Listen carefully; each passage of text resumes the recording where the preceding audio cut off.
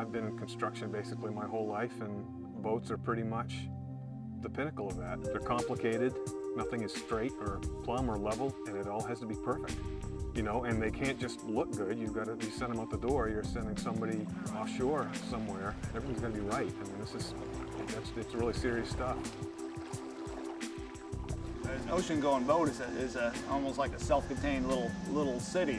They generate their own power, they generate their own propulsion, or they get their own propulsion from the wind, and we got to figure out how to do that. And in our case, it's also it's a work of art. We have to pay very close attention, again, to construction techniques and various different materials, adhesives. A lot of the laminating work, you know, that's just hugely, that's the structure of the boat right there.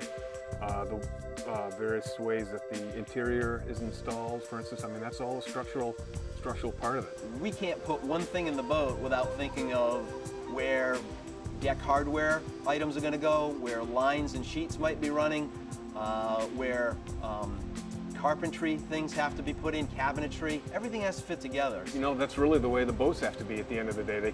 They have to fit together perfectly and operate perfectly, and they have to look perfect joinery, perfect tight woodworking joints. There's nothing about them that is just slapped together. You know, the Morris way is to get it right. It's you know, for the varnishers, it's geez, it looks terrific. Let's put another coat of varnish on it. You know, it's you know, it's a pinnacle brand, and it's not ever perfect enough. Let's make it better next time. We are our best critics, and sometimes we almost say at times, you know, boy, I wish we could feel satisfied, because we're always looking at the little details that oftentimes people don't see.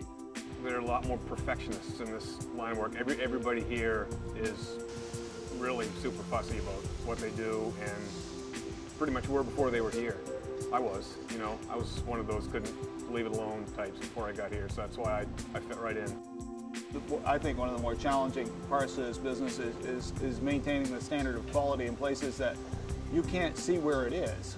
You know, you have to count on it happening. You know, people at a boat show ask me, well, why are your boats more expensive than the competition? And I say it's because of things that you can't see.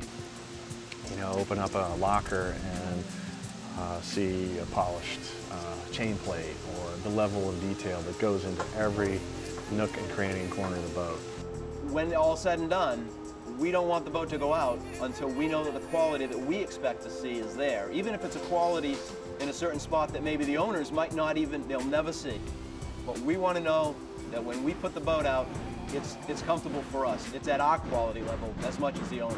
I often feel like when I'm down below on an Ocean Series boat, or, you know, and people are coming to visit, it's almost like they're coming to pay homage to, you know, to this temple, you know, and their voices even, you know, lighten up as they, you know, observe and remark on the fit and finish and the quality and the varnish and the smell of the wood, and they leave with the impression that it's just a piece of art. I love the way the boats look. And when Dave Partridge gets done spraying them, or we get done brushing them, and you stand back and you walk away, and then you come and go down on the boats when they're on the docks, sometimes I look at them and I forget that we did it.